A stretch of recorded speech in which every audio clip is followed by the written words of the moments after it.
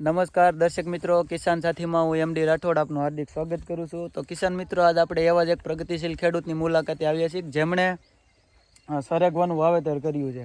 અને કિસાન મિત્રો હવે કંઈક ને કંઈક અલગ દિશામાં જ વળ્યા છે, કેમ કે બીજા સાલુશીલા ખેતી છોડી અને કંઈક અલગ તરફ વળ્યા છે. તો આજ આપણે એવા જ એક પ્રગતિશીલ ખેડૂતની મુલાકાતે આવ્યા છીએ.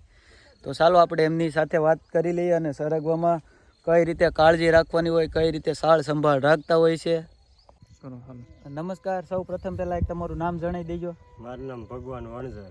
ભગવાનભાઈ, તો ભગવાનભાઈ, તમે જે આ સરગવાનું વાવેતર તમે કર્યું છે, તમને આવો વિચાર કેમ આવ્યો કે આપણે સરગવાની જ ખેતી કરવી છે? હવે આપણે કપાસમાં માંડવી વાવીએ, એનો ખેડથી માંડીને દવા દારૂ કરીએ તો એમાં વધારે પડતો ખર્ચો વધારે અને કાંઈ તમને નફો થતો નથી. આમાં કોઈ વસ્તુની કાંઈ માવજત નહીં. બરોબર છે. આમાં કાંઈ દવા દારૂ નહીં, બિયારણ નહીં, ને આમાં એક ફૂગ લાગે, ફૂગની દવા છાંટવાની. બરોબર છે. તમે જયારે આ વાવેતર કર્યું એ કેટલા સમયનો સરગવો થયો છે અત્યારે? આ લગભગ 15 થી 16 મહિનાનો હરીકો છે. 15 થી 16 મહિનાનો, એટલે 1.5 વર્ષનો થયો છે. 1.5 વર્ષનો. બરોબર છે. તમે આનું ભાવ કેવો લાવ્યા? 4500-5000 નો કિલો લાવ્યા હતા. 4500-5000 નો કિલો. બરોબર છે. અને આ જે આપણે તમે સરગવાનું વાવેતર કર્યું છે એ 16 થી 16 અને લાઈન ટુ લાઈન કેટલી દૂરી રાખેલી છે? લાઈન થી લાઈન 15 બાય 20. 15 બાય 20 રાખેલી છે. તો બરોબર છે કિસાન મિત્રો, જે આ પરફેક્ટ સરગવાની ખેતીની અંદર માપ છે કે જે આ રીતે તમે લાઈન ટુ લાઈન 15 બાય 20 નું રાખશો તો સારું એવું આપણને ઉત્પાદન મળે છે અને સારો એવો ઉતારો મળે છે.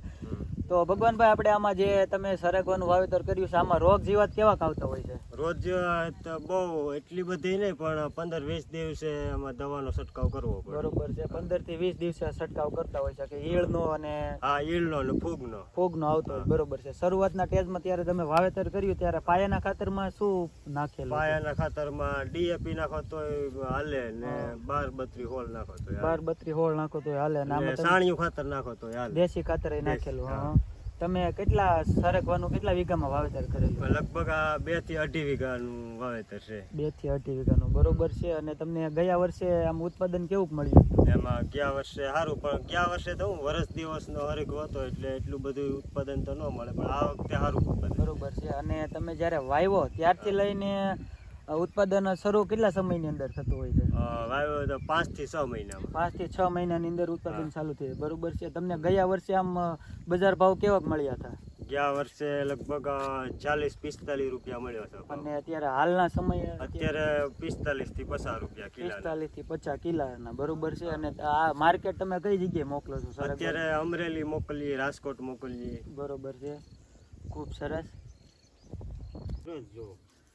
તો કિસાન મિત્રો, આ હતી એક આપણે પ્રગતિશીલ ખેડૂતની વાત ભગવાનભાઈની, જેણે બીજી અન્ય ખેતી છોડી અને સરગવાનું વાવેતર કર્યું છે. તો આ સરગવાની અંદર સારો એવો નફો મેળવે છે. તમે જોઈ રહ્યા છો, આ સિંગની હાઈટ 2 થી 2.5 ફૂટ થતી હોય છે. અને આમાં કોઈ પણ પ્રકારનો ઝાઝી મહેનત થતી નથી અને સારું એવું આવક મેળવી શકે છે. તો કિસાન મિત્રો, આવા જ વિડીયો જોવા માટે અમારી ચેનલ એટલે કે કિસાન સાથીને સબસ્ક્રાઈબ કરી દો અને બાજુમાં આપેલ બેલ આઇકોનને દબાવી દો, જેથી કરીને અમારા અવનવા વિડીયોની નોટિફિકેશન તમને મળતી રહે.